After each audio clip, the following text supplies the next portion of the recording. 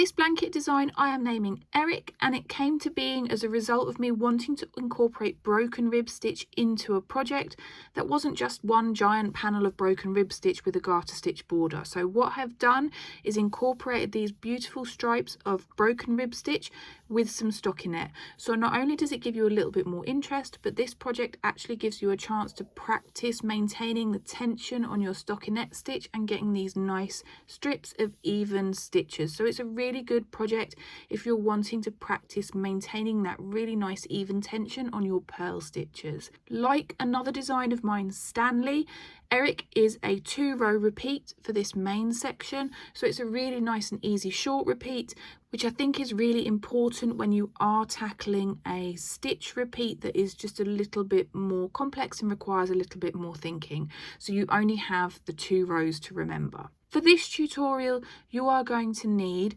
400 grams of double knit yarn. That is light worsted weight or 3-weight yarn. I used Stylecraft Bambino in the shade Denim Dungarees, but I only use that because it photographs well. Please don't feel tied to using the yarn that I use. You are going to need some 4mm circular needles or the correct size needle for the weight of yarn that you are using. You are also going to need some tapestry needles to sort out your ends, some embroidery scissors, obviously to cut the yarn, and then 2 stitch markers are optional, but they do help to mark these side garter stitch borders so that you're not having to worry about working out where the border falls when you're working these middle patterns. In terms of the size of this blanket, it's approximately 60 centimeters wide by 80 centimeters long. I find this to be my favorite size baby blanket to knit, but if you're wanting to knit something wider, then you're just going to need to cast on more stitches, and obviously to increase the length, you're just going to need to knit more rows. For this blanket, I cast on 133 stitches. That includes these side borders. But if you are wanting to make your blanket a different size, you will need to cast on a multiple of 10 plus 5 for your middle section, and then you're going to want to cast on an additional 18 stitches. That gives you 9 stitches for each side garter stitch border. So that's 10 plus 5 for your middle section, and then once you've cast on those stitches, you will add 18 stitches onto the cast on just to make up those garter stitch borders. Just as a reminder, if you're wanting to replicate my 60 centimeter wide blanket, you will need to cast on a total of 133 stitches. I'm just going to make a very small sample today, so I'm just going to go ahead and cast on 53 stitches. I always like to use the long tail cast on method, but please don't feel tied to that if there is another method that you find more comfortable using. They will both work the same. The first part of the blanket that we have to work is our bottom garter stitch border. So we need to work 16 rows in exactly the same way, and you work those rows as follows. You want to knit all the way across until you have 1 stitch left on your left hand needle. So that's 1 stitch left remaining to be worked. Just knit every other stitch until you have just that 1 stitch left on that left hand needle to work. Instead of knitting our final stitch, we're going to slip it purlwise with the yarn in front, and that's what creates that really nice braided edge up the long sides of our blanket. The way you want to work that is as follows. First thing you want to do is to pop your working yarn to the front of your work. I do this by just lifting it and holding it on my right hand needle. Then you want to pop your right hand needle into the stitch as if to purl. So you want to go from right to left into the stitch. You don't want to go from left to right as if to knit. You want to go from right to left as if to purl. And then you just want to slip that stitch over from your left hand needle onto your right hand needle. And then the last thing you want to do is lift this working yarn over the needle to the front of your work so you don't accidentally create another stitch. You now want to go ahead and repeat this row 15 more times so that you've worked a total of 16 rows, and that will create your bottom garter stitch border. After you've done that, then we're going to be ready to move on to that middle textured panel. After those 16 rows, your work should look a little bit like this.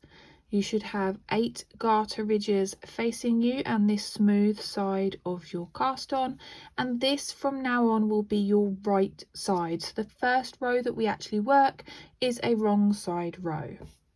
The first row of the main part of your blanket is a setup row. That is the point that we're going to pop our markers on so that we can easily define where our side garter stitch borders are, and it just makes knitting the rest of the blanket much easier.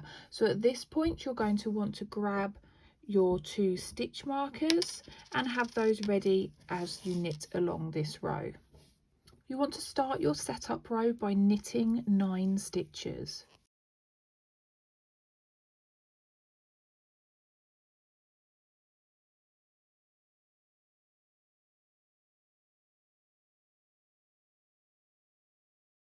Grab a stitch marker and pop it onto your right hand needle, and that just marks your side border. Then you want to purl 5 stitches.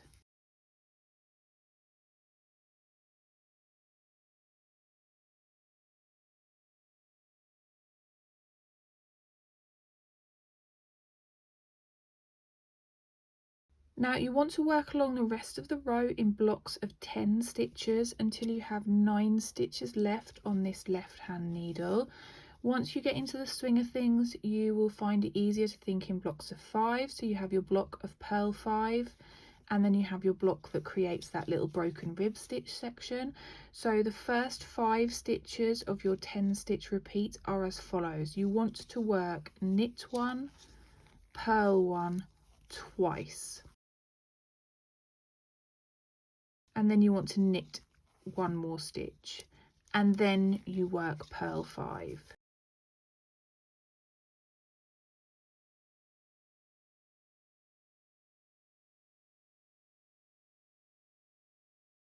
So just to go over that again, it's knit 1, purl 1 twice,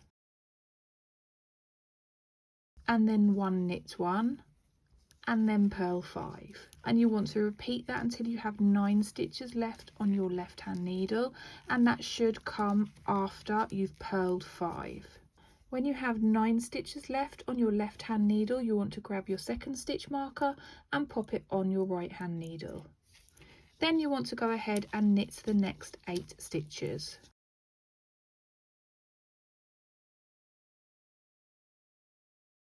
With the final stitch, just like with our bottom edging, you want to slip that stitch purlwise with the yarn in front. So just pop that working yarn to the front of your work and pop your needle in as if to purl. That's from right to left, not left to right, and then slip that stitch off your left hand needle and onto your right hand needle, and then lift the yarn back to the front of your work so you don't accidentally create a new stitch.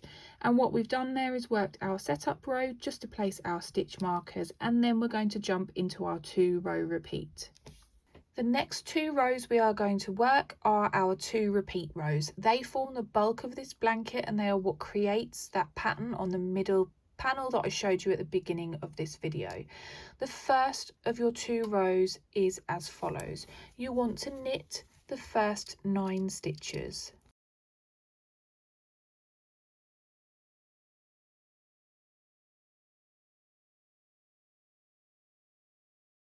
You want to slip the marker from your left needle to your right needle, and you want to knit across until the next marker.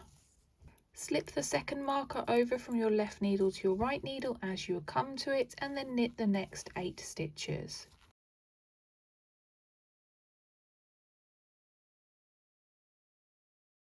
Then, just like with every other row, we are going to slip the final stitch purlwise with the yarn in front. And that is row 1 of our 2 row repeat completed. Row 2 is always a wrong side row, and row 2 is the row that we work to create the pattern on the right side. So although we're working it from the wrong side, the pattern appears on the right side. Row 2 is as follows. You want to knit the first 9 stitches.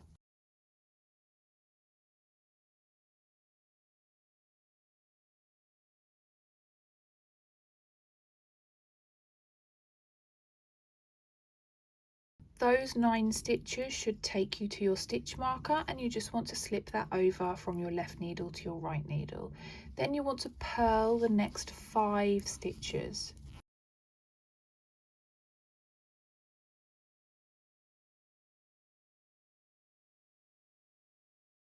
Then we're going to repeat the following 10 stitches over and over until we hit our next stitch marker.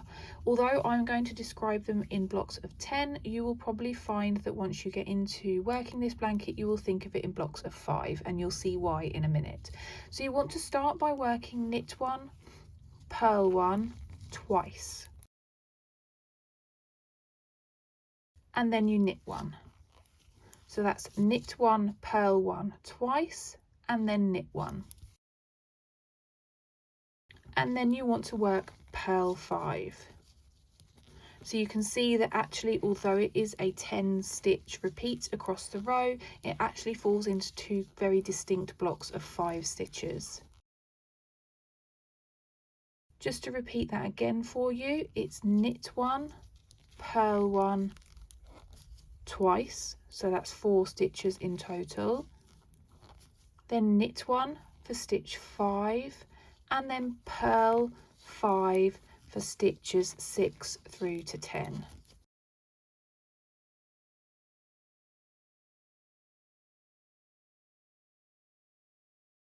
And you repeat those stitches over and over until you hit your stitch marker, and you should hit your stitch marker after a purl 5.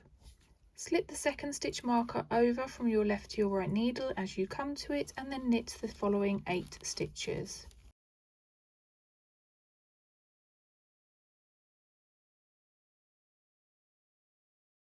And the final stitch you are going to slip purlwise with the yarn in front. And that completes row 2 of your 2-row repeat. As this is a really nice short repeat, I will just recap it for you one more time so that you've got it nice and firmly stuck in your mind before you go away and tackle the rest of your blanket yourself. So, row 1, you want to knit every single stitch until the final stitch. Make sure to slip those stitch markers over as you come to them, don't let them fall off your needles, and then that final stitch of the row, instead of knitting it, you're going to slip it purlwise with the yarn in front. So row 1 is really nice and simple. You are knitting every stitch except that final stitch, and that final stitch you are slipping purlwise with the yarn in front. Row 2, you want to knit the first 9 stitches.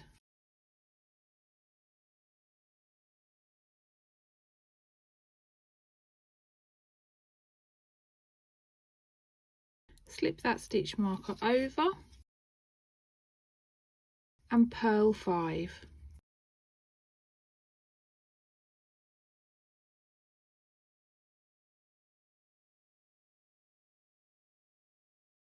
Then we're going to jump on into our 10 stitch repeat, and the first 5 of those stitches is as follows. You want to knit 1, purl 1 twice, that's 4 stitches, and then you want to knit 1. The second 5 stitches of that repeat are all purl stitches, so purl 5.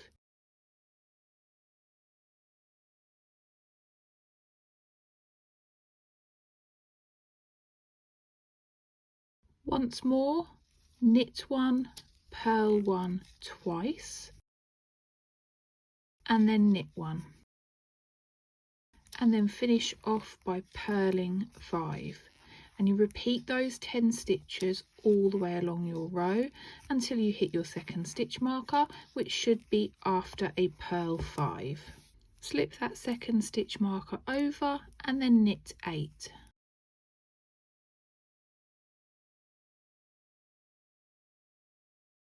And the final stitch you're going to slip purlwise with the yarn in front. And that completes row 2 of your 2-row repeat. You can already see that textured panel starting to appear after just 2 repeats, so you would now go away and carry on and knit these 2 rows until your blanket is approximately 4 centimeters shorter than you want the final length of your project to be. In my case, I knitted until this section here measured 76 centimeters, and then I moved on to the top garter stitch border, which is what I'll talk through with you next. So you want to go away and knit until your blanket is 4 centimeters shorter than you want it to be, and you want to come back just after you have finished a row 2 of your 2-row pattern repeat. So just after you have finished your wrong side row with the purl stitches and the textured stitch pattern. At this point, you're going to have to use your imagination a little bit, because my sample is very obviously not blanket sized, but you will have something that looks a little bit like this, only on a much larger scale. You will just be about to start a right side row. So we've just worked a wrong side row, and the last thing to do is to work a garter stitch border so that we have a matching border top and bottom. And the top border is worked in exactly the same way as this bottom border. It's really nice and easy. You want to knit 16 rows of garter stitch, remembering to slip the last stitch purlwise with the yarn in front to keep maintaining those lovely braided edges that you should have all the way up those long edges of the blanket. On the first row of your border, you can remove your stitch markers because we don't need those anymore. We no longer need to mark where our side borders are because we're working that top border. And then you want to work 16 rows where you knit every single stitch except the final stitch, and that final stitch you are going to slip purlwise with the yarn in front, just like you have been doing for this whole project. So if you now go ahead and knit your 16 rows, I'll meet you back after you've done that, and I'll show you very quickly how we cast off, get this project off our needles, and get a lovely finished blanket that we can then go ahead and gift to somebody. After 16 rows, you should have 8 garter ridges at the top to match your 8 garter ridges at the bottom, and you should have something that looks pretty much like a finished blanket, but it's still on your needles, so it's of no use to anybody. So the last part of the blanket that we need to work is the cast off. We're going to work a basic knitted cast off. I'm going to show you very briefly in this video how to do it, but if you're not familiar with a knitted cast off, then I have a separate video that I'll link up here now, and it's probably worth you going and having a look at that before you cast off your main project, because you really don't want to go wrong at this stage. When you cast off, you want your right side of your work facing you so that you get a matching ridge top and bottom, and also to match your side ridges that the slipped stitches create. So the first thing that you do when you start your knitted cast off is you want to knit 2 stitches. Try not to make those stitches too tight, because if you cast off too tight, your work will pull in and won't lay flat. The next part is you want to grab this right hand side stitch, so the first stitch that you knitted with your left hand needle, and lift it up and over the second stitch you knitted, and then off the needle. So you go from 2 stitches on this right hand needle to 1 stitch. Then you want to knit 1 more stitch and repeat the process of lifting that first stitch on the needle over the second one and off the right hand needle. The golden rule with the knitted cast off is that you never have more than 2 stitches on this right hand needle. That means that you're doing things right. If you do end up with 3, then you need to just backtrack a little bit and make sure that you go back to just having 2 stitches on your needles. So you want to repeat that process of knitting 1 and lifting 1 all the way to the end of the row.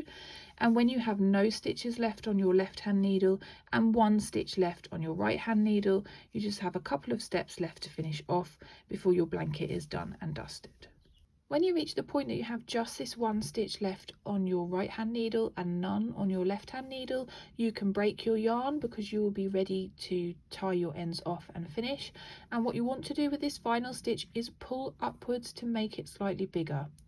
Make sure that when you do cut your yarn that you leave a tail that is going to be long enough to sew in the end when you're done.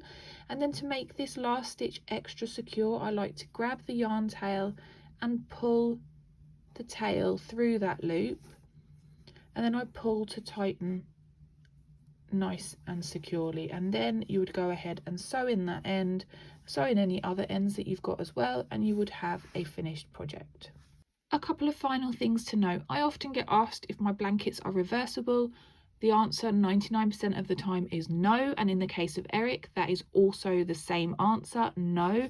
If we just turn over and I show you the back, you will see that you get ridges of reverse stockinette because you've got all your pearl stitches here, and this stitch pattern here is actually a stitch called sand stitch. A fun fact about the broken rib stitch is that the reverse side of it is sand stitch. So it's not an ugly pattern, but it's not the same as the right side. So Eric does have a very definite right and wrong side. Another question I get asked is, do I have a written pattern for my blankets? And the answer is always yes. I know that lots of you love to have written instructions to follow along with, so I have linked the written pattern in the description below, and I'll also pin a pattern comment for you to find it nice and easily. So there we go. By now, if you've made it this far, you will have your very own finished Eric blanket. I really hope you've enjoyed knitting it, and if you have, I would love it if you'd give this video a thumbs up. If, like me, you are an absolute baby blanket fanatic, then you might want to take a look at the playlist I'll link now, because that is full of nothing but baby blankets. In my eyes, that's heaven. That's all from me for today, and I will see you again for another video soon.